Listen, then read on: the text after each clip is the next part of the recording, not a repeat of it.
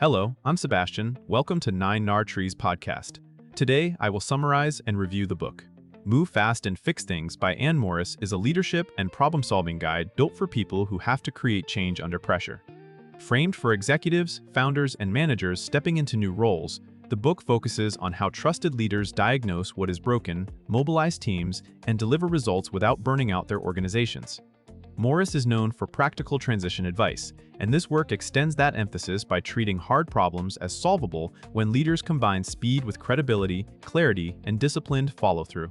Rather than selling a single magic framework, the book centers on repeatable moves that help readers align stakeholders, surface the real constraints, and make decisions that stick.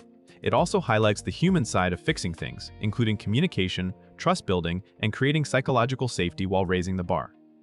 The overall promise is straightforward. Move with urgency, but do it in a way that earns commitment and reduces churn, so improvements last beyond a single leader's burst of energy. I will give you key takeaways from this book. Firstly, diagnosing the real problem before you act. A core idea in the book is that speed without diagnosis is just motion, and trusted leaders learn to distinguish symptoms from root causes. The early work is about understanding what is actually happening, where the bottlenecks live, and which forces keep the system stuck. That means asking better questions, listening across levels, and gathering signals that may contradict the official narrative.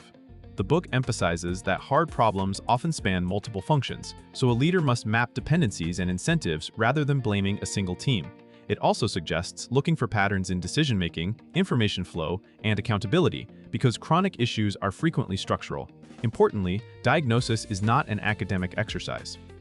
The goal is to reach a clear problem statement that people can align around, including what success looks like, what trade-offs are acceptable, and which constraints are real versus assumed. By treating diagnosis as an act of leadership, not analysis, the leader builds trust and reduces resistance. People are more willing to move quickly when they believe the leader sees the full picture and will not thrash the organization with half-informed fixes. Secondly, building trust as the accelerator for change, the book frames trust as the hidden engine that makes fast execution possible. When trust is high, teams share bad news early, coordinate with less friction, and accept short-term discomfort because they believe the direction is sound. Morris focuses on trust as something leaders actively create through clear intent, consistent behavior, and visible respect for the people doing the work. That includes communicating the why behind decisions, acknowledging uncertainty, and avoiding performative certainty that later collapses. It also involves making commitments carefully and then keeping them, because reliability is the quickest way to earn credibility in a stressed system. Another dimension is fairness. Trusted leaders make transparent trade-offs and explain how priorities were chosen, which reduces rumor and politics. The book also connects trust to psychological safety, where people can surface risks, propose alternatives, and disagree without fear. This does not mean lowering standards. It means creating conditions where truth travels faster than hierarchy. In that environment, the leader can move quickly and still make high-quality decisions, because the organization becomes a better sensor network for what is breaking and what is improving. Thirdly, making decisions under ambiguity and constraints. Hard problems rarely arrive with complete data, and the book addresses how leaders decide and act while the facts are still emerging. A trusted leader sets a decision rhythm that balances urgency with learning, using short cycles to test assumptions, gather feedback, and adjust. This approach reduces the risk of big, irreversible bets based on weak signals. Morris highlights the importance of clarifying which decisions are reversible and which are not, then matching the level of scrutiny to the stakes. Another theme is constraint awareness. Leaders often inherit limits in budget, talent, time, regulation, or legacy technology, and moving fast requires choosing where to push and where to redesign the plan. The book also emphasizes prioritization as a form of courage.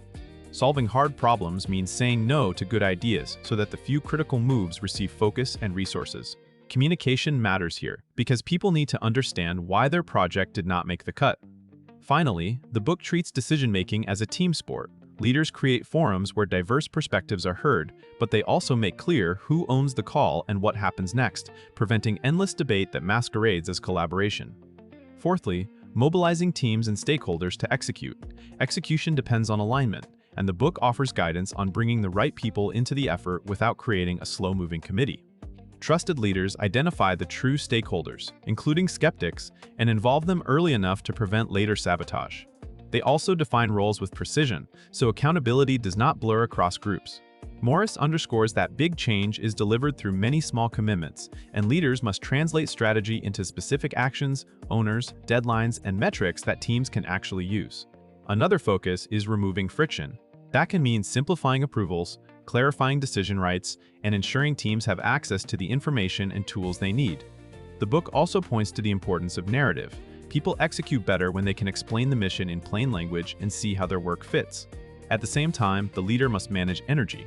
Mobilization is not just task allocation, it is maintaining momentum through wins, learning, and honest status updates. When obstacles appear, the trusted leader protects teams from chaos by resetting priorities, escalating the right issues, and celebrating progress without pretending the work is easy. Lastly, sustaining fixes. So improvements stick. Solving a hard problem is only half the challenge. The book also addresses how leaders prevent backsliding once the initial push is over. Sustainable fixes require building habits, systems, and accountability that survive leadership attention moving elsewhere. Morris emphasizes codifying what worked, whether that is a new process, a new operating cadence, or a new way of sharing information. Measurement is part of sustainability, but the book highlights meaningful measures rather than vanity metrics, focusing on indicators that reflect real performance and customer impact. Another element is capability building. If a leader solves everything personally, the organization becomes dependent and fragile. Trusted leaders develop people, distribute decision-making, and create a bench that can keep improving. The book also acknowledges that cultural change is often needed to sustain operational change. That might include reinforcing norms around candor, learning, and ownership. Finally, sustaining fixes involves closing loops, documenting decisions, revisiting assumptions, and using post-project reviews to capture lessons without blame. In this view, moving fast is compatible with durability, as long as speed is paired with institutional learning and clear responsibility for maintaining the gains. In conclusion, this book is best for leaders who are expected to deliver change quickly, including new executives, startup operators, managers inheriting messy teams, and project leaders tackling cross-functional issues. It is also valuable for experienced leaders who have learned that urgency alone does not solve entrenched problems and want a more reliable way to combine momentum with legitimacy. The benefit to a reader's life is practical. It helps reduce the stress and wasted effort that come from jumping to solutions, over-communicating without clarity, or trying to fix everything personally.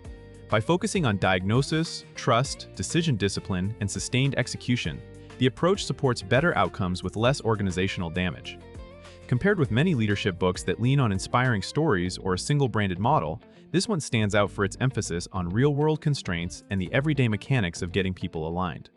It speaks to the reality that the hardest problems are social as much as technical, and that trust is not a soft add-on but a performance multiplier. If you want a guide that helps you move faster while creating buy-in and durability, it is worth buying and applying. If you would like to support Anne Morris, you can buy the book through the Amazon link I've provided in the podcast description. After reading the book, please let me know what you think and share your thoughts. See you around.